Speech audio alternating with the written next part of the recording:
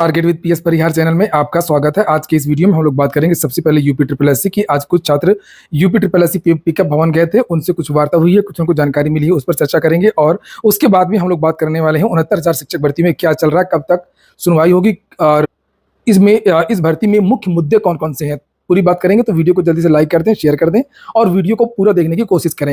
आगे बढ़ने से पहले एक सूचना उन विद्यार्थियों के लिए जो विद्यार्थी किसी भी प्रतियोगी परीक्षा की तैयारी कर रहे हैं, वे सभी भर्ती टेक्स्ट बुक के इस बेस्ट ऑफर का लाभ ले सकते हैं, जिसका नाम है आखिरी मौका सेल। केवल 2 दिन और बचा है, आज और कल 31 इसकी लास्ट डेट है। 29 से 31 के बीच में ये ऑफर इनका जो ईयरली पास हुआ करता है, जिसमें आप लोगों को 1 साल के लिए सभी भर्तियों के मॉक टेस्ट मिल जाते हैं। इस ईयरली पास में उसकी कीमत मात्र कर दी गई है इस समय 439 रुपए। 439 रुपए में आप लोग SSC, bank, railway, UPSC, UPSI सभी भर्तियों को मॉक टेस्ट दे सकते हैं, जिनकी संख्या लगभग 80,000 है। 800 से ज्यादा इसमें भर्तियां कवर की गई हैं और 1 तारीख से इसकी जो प्राइस है फिर से 699 हो जाएंगे, यानी कि प्राइस बढ़ जाएंगी। तो ऑफर का लाभ लेने के लिए लिंक मैंने डिस्क्रिप्शन बॉक्स में दे दिया है, आप लोग वहां से इसे ज्वाइन कर सकते हैं। एक बात और बता दूं कि अगर इसमें आप लोग परचेज करते समय एक कोड लगा देंगे TWP, तो आप लोगों को 12% की एक्स्ट्रा छूट मिल जाएगी। 12 से अधिक भाषाओं में इसमें आपको मॉक टेस्ट मिल जाएंगे और 16 लाख से ज्यादा विद्यार्थी इस प्लेटफॉर्म में जुड़े हुए हैं, इसका लाभ ले रहे हैं। आज कुछ विद्यार्थी वन दरोगा के जो विद्यार्थी हैं वो यूपी ट्रिपल एससी गए थे, तो उनको कुछ जानकारियां मिली हैं। ये विद्यार्थी खासतौर से अपने परिणाम वन दरोगा को लेकर गए थे।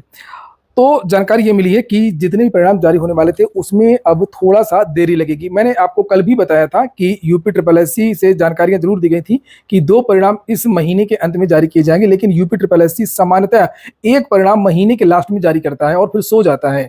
वही चीजें यहाँ पर भी देखने को मिल रही हैं। फिर से 1 परिणाम जारी किया और फिर से अपनी जो परंपरा है उसको उसने आगे बढ़ाया। तो जो जानकारी ये मिली है कि वीडियो का जो रिजल्ट है इसमें अभी थोड़ा सा और देरी लगेगी। अभी चूंकि कुछ विद्यार्थियों को बुलाया भी गया था 22 तारीख को डॉक्यूमेंट वेरिफिकेशन के लिए, कुछ एक्स्ट्रा लिस्ट जारी हुई थी और वहीं पर जो वीडियो का रिजल्ट है इसके बारे में ये कहा गया इसमें भी देरी लगेगी। वन दरोगा में भी कहा गया देरी लगेगी और कंबाइंड टेक्निकल का जो रिजल्ट है वो भी अगले महीने लास्ट में जारी हो सकता है। और रही बात वन दरोगा के परिणाम की, तो वन दरोगा का जो परिणाम है वो 30 सितंबर तक जारी हो सकता है। ये डेट बताई गई है अधिकारियों के द्वारा, ऐसा नहीं है कि मैं कह रहा हूं, ठीक है।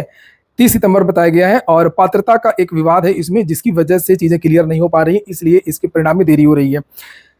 तीसरा, वीडियो के बाद अगला रिजल्ट वन दरोगा का ही आएगा। वीडियो के बारे में अभी ऐसी कोई जानकारी नहीं दी गई है कि इस तारीख तक आपका वीडियो का परिणाम जारी हो जाएगा, ठीक है।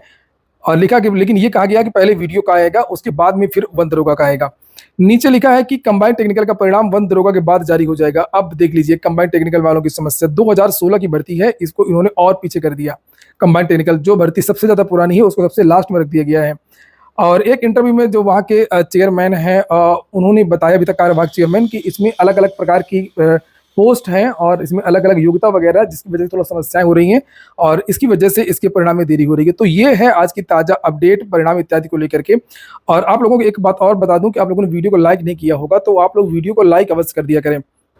और कल मैंने एक वीडियो बनाया था लोअर की वैकेंसीज को लेकर के कि लगभग 600 पदों का अधियाचन आया है, लगभग 300 से लेकर के 400 का जो अधियाचन है, जिसमें चकबंदी अधिकारी और RI होता है, रेवेन्यू इंस्पेक्टर नगर निगम वाली जो एक वैकेंसी पहले आई थी, और एक पद उसमें जो मुख्य तौर से ईओ का लगभग 300 के आसपास 2-3 पोस्ट हैं, उसको लेकर के भी चीजें क्लियर नहीं हो पाई हैं और यूपी ट्रिपल एससी उसका इंतजार अगले महीने तक करेगा। अगर अगले महीने तक अधियाचन नहीं आता है तो फिर उसका विज्ञापन आप लोगों को अगले PT से, यानी कि आपको अगले वर्ष ही इसका जो विज्ञापन है वो देखने को मिलेगा।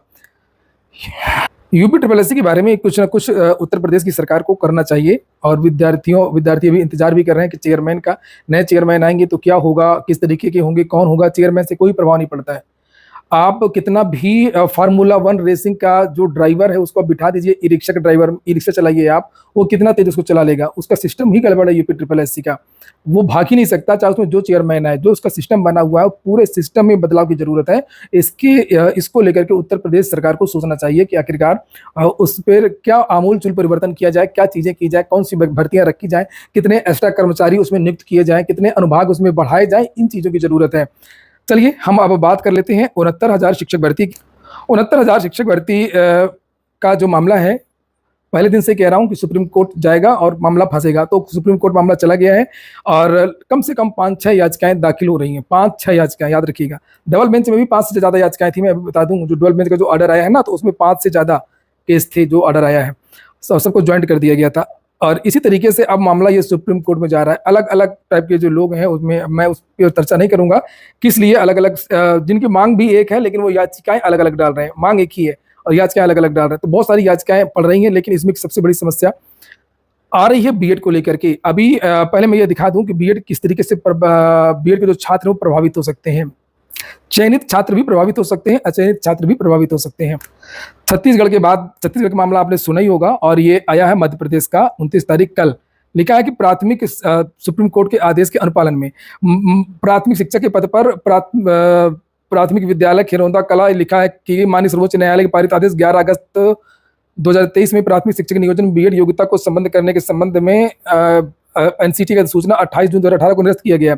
इस प्रकार प्राथमिक शिक्षक नियोजन में प्रशिक्षण योग्यता बीएड मान्य नहीं है।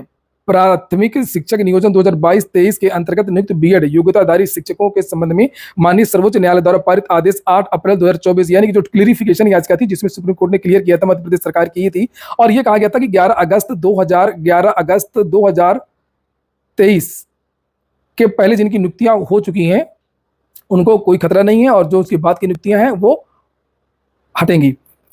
और यहाँ पर नीचे लिखा भी है, ये देखिए, लिखा है कि अनुक्रम में माननीय उच्च न्यायालय जबलपुर द्वारा पारित आदेश दिनांक 3 मई 2024 में 10 अगस्त 2023 तक नियुक्त बीएड योग्यताधारी अभ्यर्थियों की प्राथमिक शिक्षक पद पर नियुक्ति को मान्य किया गया है, और निर्देश दिए गए हैं। और जो सुप्रीम कोर्ट का ऑर्डर है उसकी एक लाइन भी यहाँ पर डाल दिया है। If any of BEd appointees were appointed on the subsequent to 11 August 2023 then their service will have to be dispensed with. तो जिनकी नौकरियां पहले की हैं वो सुरक्षित, और जिनकी नौकरियां बाद की हैं तो वो असुरक्षित। एक ही भर्ती आई थी, 2 चरणों में हुई थी। पहले चरण जिनकी नियुक्ति पहले हुई थी वो तो क्लियर हो गए, लेकिन ये भर्ती सरकार ने कंप्लीट करा दी थी, और ये जो मामला था वो सब्जेक्ट टू आउटकम था, और यानी कि इनका मामला कोर्ट में चल रहा था। अब इनकी छटनी की जा रही है, छटनी के संबंध में आदेश दिए गए हैं। ये देखिए, उक्त निर्णय के अनुक्रम में आपकी प्रशिक्षण योग्यता का परीक्षण किया गया है। आपकी प्रशिक्षण योग्यता बीएड है, अतः आपकी नियुक्ति दिनांक 6 अक्टूबर 2023 को हुई है, और अगस्त का ऑर्डर है। अतः माननीय न्यायालय द्वारा पारित आदेशों के अनुसार प्राथमिक शिक्षक के पद पर आपकी सेवाएं निरंतर नहीं रह गई हैं। अतः ये देखिए, नियुक्ति तत्काल प्रभाव से निरस्त की जाती है। जो बीएड के शिक्षक हैं जो पढ़ा रहे हैं मध्य प्रदेश में, अब उनको बाहर किया जा रहा है। इसको लेकर के आज के समाचार पत्रों के माध्यम से भी जानकारी दी गई थी। शिक्षा विभाग का फरमान, बीएड शिक्षकों की जाएगी नौकरी, बीएड योग्यता के जरिए प्राथमिक शिक्षक बनने वालों की नियुक्ति होगी निरस्त, बीएड नहीं बल्कि डीएलएड है जरूरी। तो इसको लेकर के जो है बिल्कुल डेडलाइन दे दी है, उसमें कोई भी सरकार, राज्य सरकार, कोई भी हाई कोर्ट वगैरह कोई मुरव्वत नहीं कर रही है। अब सबसे बड़ी समस्या ये है कि जो सूची जारी हुई है इनकी नियुक्ति तो बाद में होगी, तो अब क्या होगा, भर्ती तो पुरानी है। तो एक तो ये मामला है, और 69,000 में चयनित और अचयनित दोनों, अगर जो चयनित है उनको बाहर किया जाता है और दोबारा मौका दिया जाता है, नई सूची बनती है। नई सूची बनती है, याद रखिएगा, अगर नई सूची बनती है, एक ये मामला सुप्रीम कोर्ट में जरूर इस पर जो है चर्चा है, इसको लेकर के, बीएड को लेकर के, और ये एक प्रमुख मुद्दा रहेगा, एक मुद्दा। दूसरा मुद्दा जो सुप्रीम कोर्ट में रहेगा वो डबल आरक्षण वाला मुद्दा। एटीआरई जो परीक्षा हुई थी वो भर्ती का भाग है या नहीं है, एक इस पर बहस होनी है।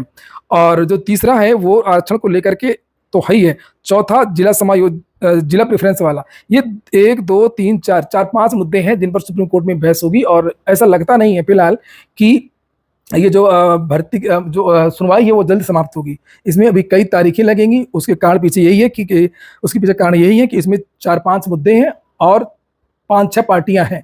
5-6 तो इनकी हैं, और 2 जो चयनित लोग हैं उनकी पार्टियां अलग हैं। सबसे पहले तो कोशिश रहेगी स्टे हटवाने की, कि जो ओबीसी के छात्र हैं वो चाहेंगे कि भर्ती में कोई स्टे न लगे। सरकार जो सूची जारी करने वाली है, डबल बेंच का जो आदेश है वो सूची जारी हो जाए, और वहीं पर जो चयनित छात्र हैं वो चाहेंगे कि इस भर्ती में स्टे लग जाए और उसके बाद में फिर सुनवाई हो। अक्सर होता भी यही है, सबसे पहले स्टे लेने की कोशिश की जाती है। तो ठीक है दोस्तों, आज की वीडियो में इतना ही। पूरा वीडियो सुनने के लिए बहुत बहुत धन्यवाद।